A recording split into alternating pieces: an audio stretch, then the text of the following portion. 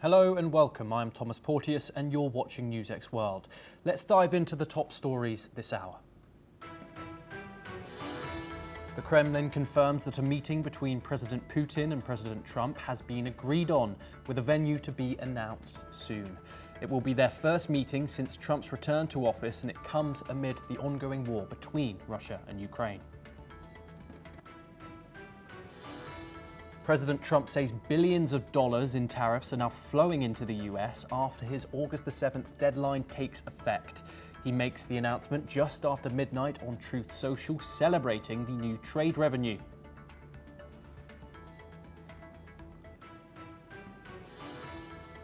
President Trump announces plans for a 100% tariff on imported semiconductors, calling it a very large move to boost domestic industry. He gives no timeline, but says the new levy is coming soon. Switzerland's Federal Council will hold an emergency meeting after officials return from talks in Washington over Trump's threatened tariffs. A statement is expected on today afternoon, following failed efforts to deter US punitive measures. Iran's foreign minister says Tehran fully supports Hezbollah's decisions as Lebanon considers a plan to disarm the group. Abbas Araghchi says Hezbollah has fully rebuilt itself after last year's war with Israel, and Iran won't intervene. India's Prime Minister Narendra Modi says he won't sacrifice farmers' interests even if it comes at a heavy price after Trump imposes a 50% tariff on Indian goods.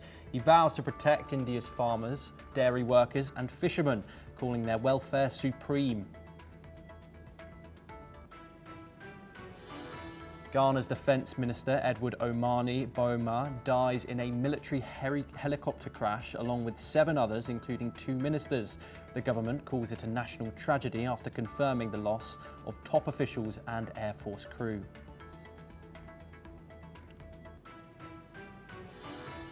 Thai prosecutors charged 23 people, including a construction tycoon and a Chinese state firm, over a building collapse that killed 95 workers in the Thai capital. The 30-story tower in Bangkok fell during a 7.7 quake in neighbouring Myanmar.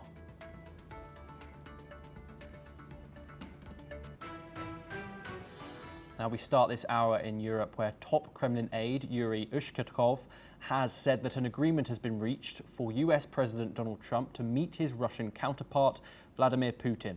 The two leaders are scheduled to meet in the coming days. He said that parties are already working on the preparations. The Kremlin has further said that the revenue for the meeting has been agreed and will be announced later. This comes after US Special Presidential Envoy Steve Witkoff met with the Russian President Vladimir Putin. However, the details of the outcome of the talks have not been made public yet. Earlier, US President Donald Trump announced that he could impose new sanctions on Russia on August the 9th, unless an agreement was reached on resolving the Ukraine crisis. We're now joined by Professor Georgi Toleraya. He's an international affairs expert. He joins us live from Moscow. Thank you very much for joining us, Professor Toleraya. What do you think, what do you make of this sudden agreement for these two leaders to meet now? And what's changed behind the scenes, given the most recent rhetoric of Donald Trump's that has shown frustration with the Russian president? Well, I think that's the importance of the meeting cannot be concentrated on Ukraine, because normally the US and Russian leaders meet within several months after the inauguration of a new leader in the US, and that hasn't been the case with current presidency, so it's important by itself. But of course, the immediate cause for agreement on this meeting is the Ukrainian issue. Obviously, both sides need some kind of a deal or a semblance of a deal after Donald Trump imposed sanctions on India and promises to impose on Russia to find a way out of the situation.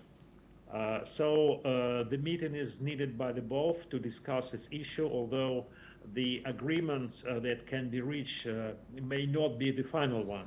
But it's important to have a face-to-face meeting to discuss the options on the Ukrainian issue and to find common understanding. So it's a very important development after a long pause, and it's welcomed universally. Professor Toleraya, it's 2 days until this sanctions deadline is up. If talks do not go well, how will these sanctions impact the Russian economy and also Russia's military capabilities? Well, of course, the sanctions is no good news for any people engaged in economic activity. But, Russia have been subject to more than 30,000 sanctions. A little bit more, a little bit less won't change the situation radically. And of course, it won't change the political and military course of Russia. It's not a tragedy, although it's a welcome development.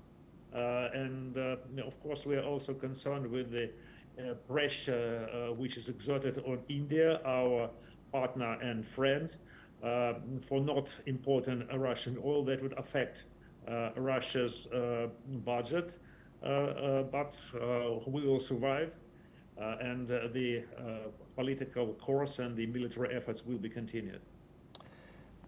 Professor, finally, Donald Trump and Vladimir Putin's relationship has seemingly, from the public eye, been a bumpy road. How do people in Russia feel about the possibility of Donald Trump and Vladimir Putin meeting? Are they going in confident, or are they going in? Do they feel reserved about the whole thing? I actually don't watch in much details President Trump's biography, but I doubt there's many people who can say that they have absolutely unbumpy relationship with him, personally or politically. So it's a given fact. I think that the meeting is important and the population will welcome it, but I personally wouldn't expect make too much over expectations, because when you make a deal, a personal deal, direct deal, and with a political leader, you should be sure that he will keep his word, that this is a reliable partner, and that what is said in confidential manner won't be leaked outside. And all of these features are not typically present at the President Trump's previous behavior. So making some kind of a secret deal which would hold, I think it's very doubtful. But talk is important, and understanding each other is important. And Russian population, as far as this news just broke out, and I spoke to several of my friends, everybody welcomes there's some movement ahead, but there's not much of expectations.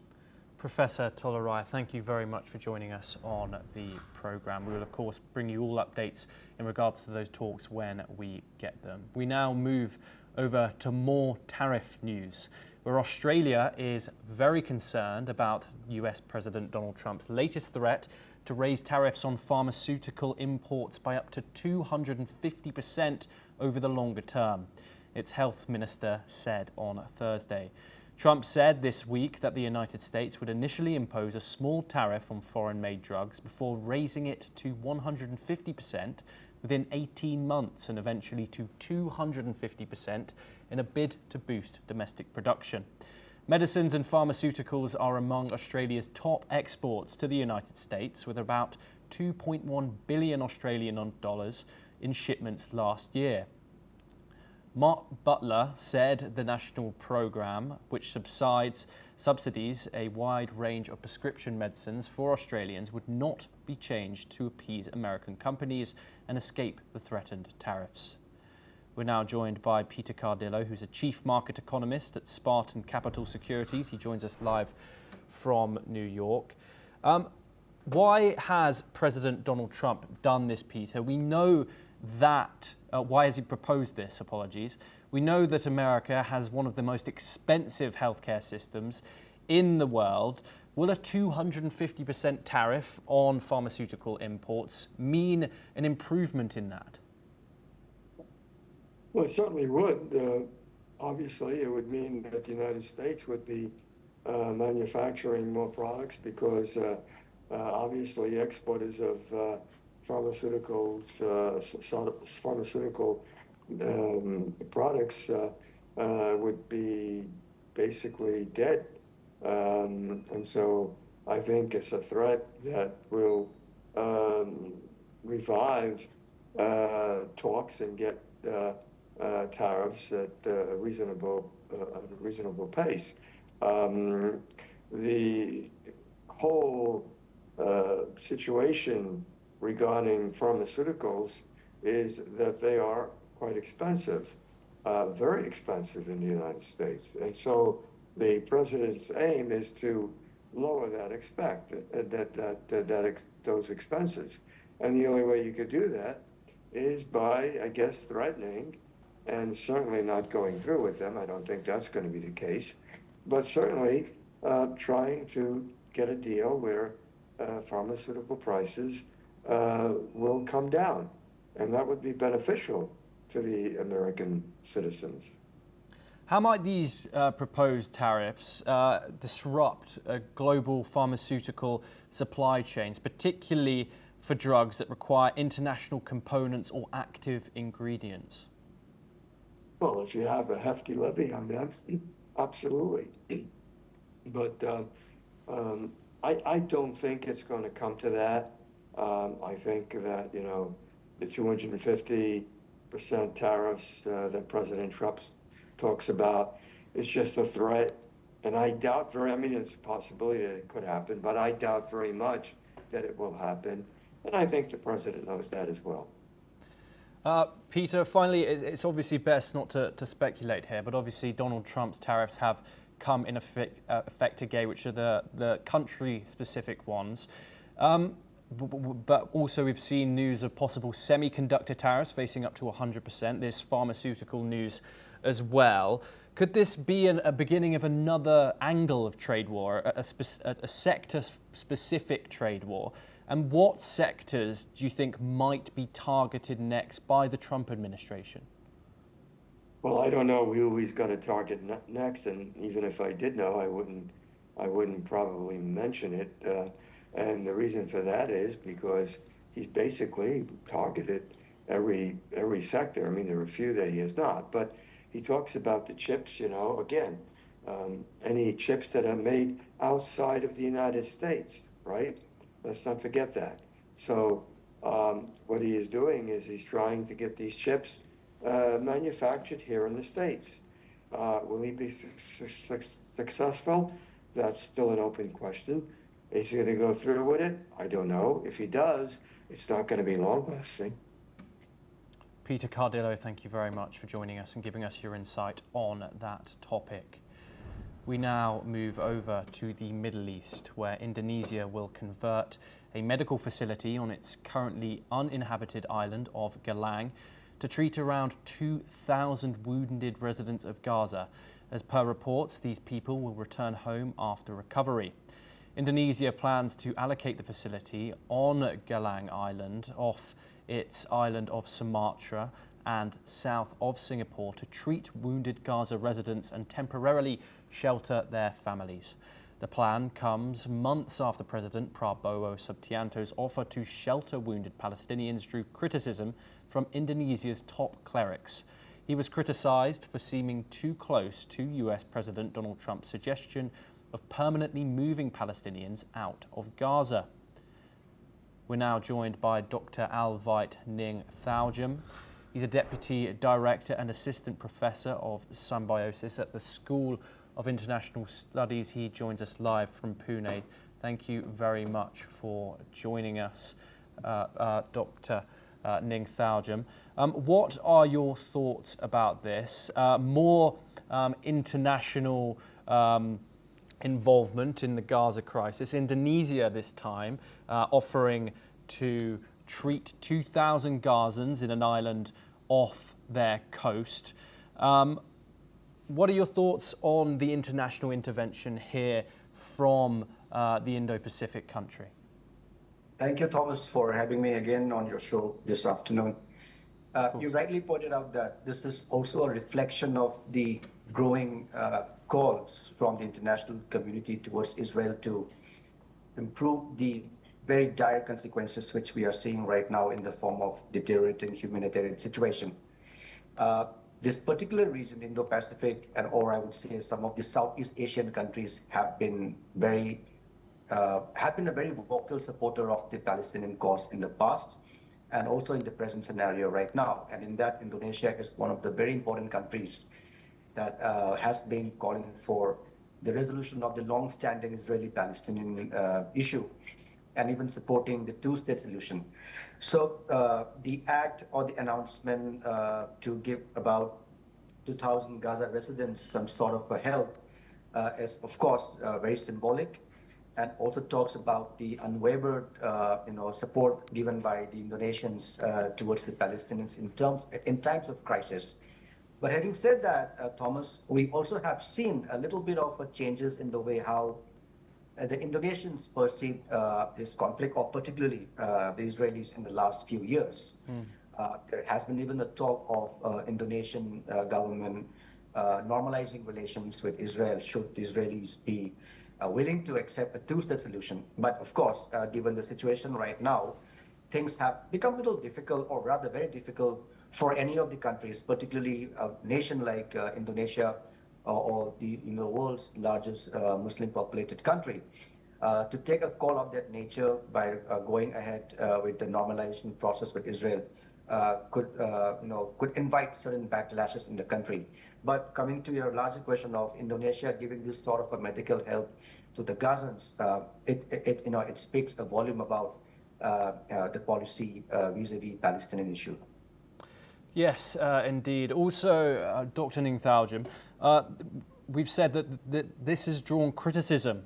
There's been huge talks about the possibility of Palestinians being displaced from the Gaza Strip. What's your analysis of this, and also Israel's intentions in this war? We've obviously seen some of Benjamin Netanyahu's close cabinet openly advocating for this. Do you think that the caution to even a plan like this is correct about the displacement of Palestinians? I think there is also a growing divide within the Israeli society, or the political echelons and the military leadership, about this particular operation which is going on inside Gaza Strip.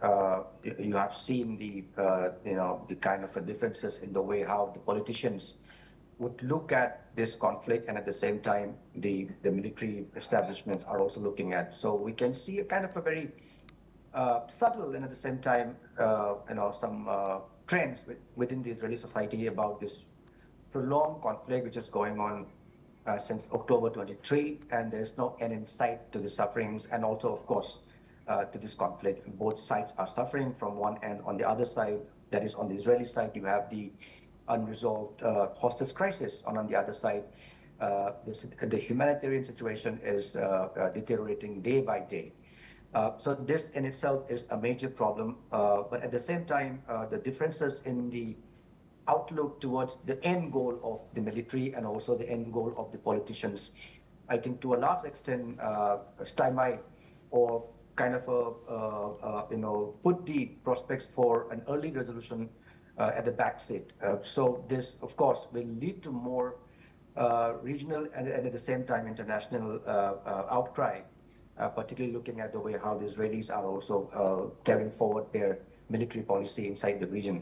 But again, this remains to be seen on what ground both the sides, that is the Hamas or the Israelis, would finally decide to have some sort of a ceasefire, looking into taking into consideration the human plight that the Gazans are facing right now. Yes, and obviously you mentioned it there. We have reports, and Israeli media has been reporting this also, that the possibility of Israel reoccupying the entire Gaza Strip. How far do you think Israel will be willing to go in this war? And also, given all the international condemnation, we've seen sanctions on ministers, we've seen the recognition of a Palestinian state. Do you think that Israel is willing to isolate itself further and further from countries that were previously their allies?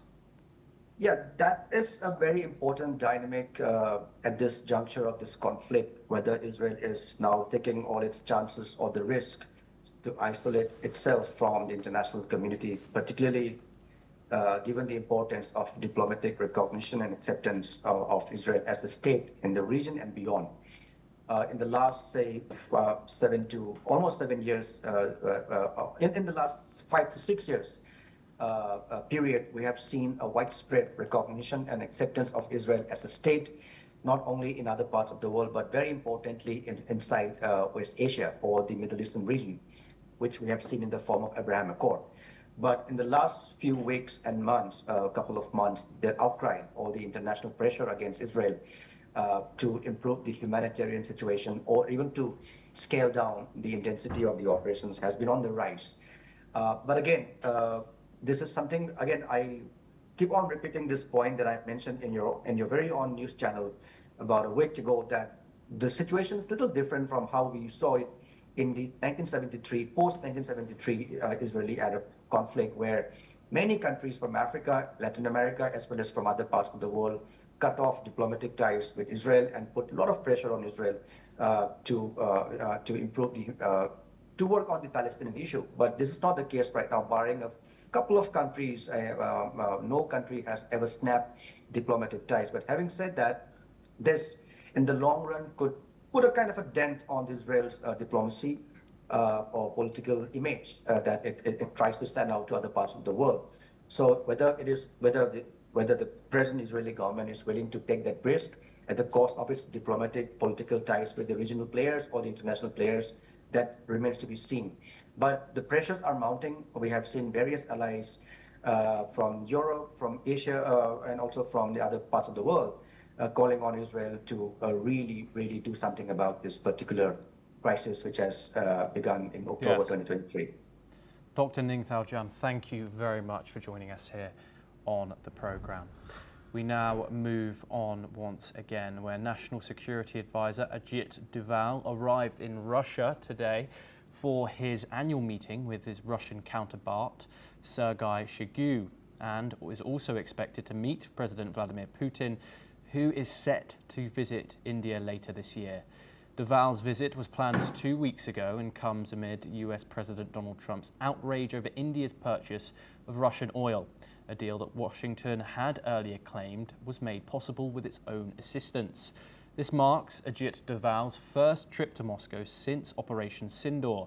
However, he did not attend the Shanghai Cooperation Organization's NSA meeting in Beijing in June, where he met with Alexander Venediktov, Deputy Secretary of Russia's Security Council and Shoigu's deputy.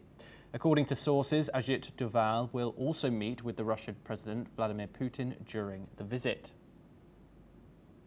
We're now joined by Asuma Katauka to give us some further context on this. Asuma, what more can you tell us about this potential meeting? Yes, this meeting comes amid threats from US about India continuing to buy Russian oil. However, in initial phases of buying Russian oil, India buying Russian oil, it was facilitated by US, and this was also confirmed by US earlier. However, now Trump is accusing India of continuing to buy Russian oil and has even sanctioned some Indian companies who continue to refine Russian oil and reselling it. And however, this comes amid while Steve Witkoff was in Russia visiting President Vladimir Putin, and they were discussing Ukraine-Russia war. Also, yesterday in India, they signed an MOU with Russia to deepen cooperation in sectors like aluminium, fertilizers, railways, and mining, as well as technology. So India is working on behalf of its own internal benefit. And today Modi has also voiced that it's going to continue supporting farmers in India no matter what the threat comes from outside. So India will be working on its benefit. Asuma, thank you for giving us some of that context.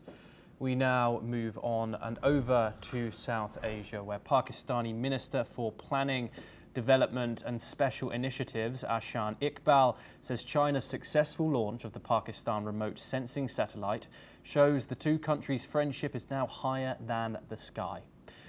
Speaking in Beijing, he called the launch a proud moment and a sign of growing cooperation in science, technology and economic development. China launched the PRSS-1 satellite on July the 31st from the Xinjiang Satellite Launch Center in Sichuan province. The satellite will be used for land resource surveys, disaster prevention and mitigation. In an interview with China Central Television, Iqbal said the following. This is becoming a very important tool for development of mankind in future, because through satellite technology and communication, you can observe Earth to prevent or to manage disasters. You can manage agriculture better. You can manage cities better. And there are so many economic applications which satellites offer and provide. We're now joined by Andrew K.P. Leung, who's a China strategist. He joins us live from London. Andrew, thank you very much, as always, for joining us. Andrew, this relationship between Pakistan and China has been now called higher than the sky. Do you agree with this? Well, I'm not too sure it's really higher than the sky, but of course it is. The relationship has deepened. In particular, the latest development, sharing technologies on the telecommunications.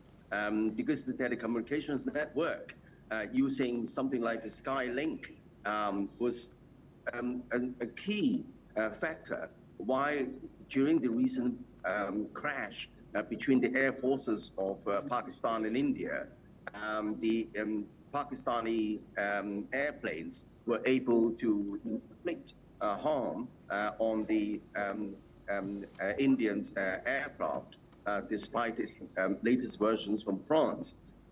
So I think that this is deepening in that way. But on the other hand, Pakistan seems to pivot towards the United States recently. And there were even talks of allowing the United States to establish certain bases in Pakistan. Now that would be a terrible red line for China. I don't think that Beijing would allow that.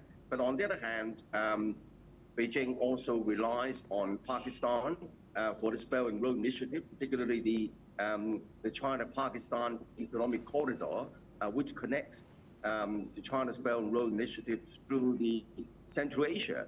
And that connection is important because it bypasses the maritime choke points through the Malacca Strait. So I think that there is a kind of mutual symbiotic relationship there, but the relationship is fraught because of the Pakistan apparent recent pivot towards Trump in order to curry favor with the Trump administration, perhaps, to avoid tariffs and sanctions. But on the other hand, there is another dimension that Pakistan, of course, is a very close relationship with China for a long time and has been regarded as one of China's pawns in this confrontation or its rivalry with India. And then as far as India is concerned, China has this hard-won rapport with India. So I think that China is walking a tightrope and it's caught in the middle, and it's got to play the straight and narrow with Andrew. Pakistan. We are now moving on to another China-related development, where in a report that comes to us from the Xinjiang region of China, the cable on a suspension bridge snapped, killing 5 people and leaving 24 injured. This tragic incident occurred on Wednesday evening in the Xiata Scenic area of the Ili-Kaza Autonomous Prefecture. State media has reported that the bridge gave way, causing people to fall. Videos circulating the internet show a tilted bridge, dangling cables and victims getting carried on makeshift stretchers. Following the event, the area has been shut down as authorities launch an investigation. A task force from Beijing is now at the site, overseeing rescue and safety measures. The Xiata region is known for its rivers, valleys and historical ruins.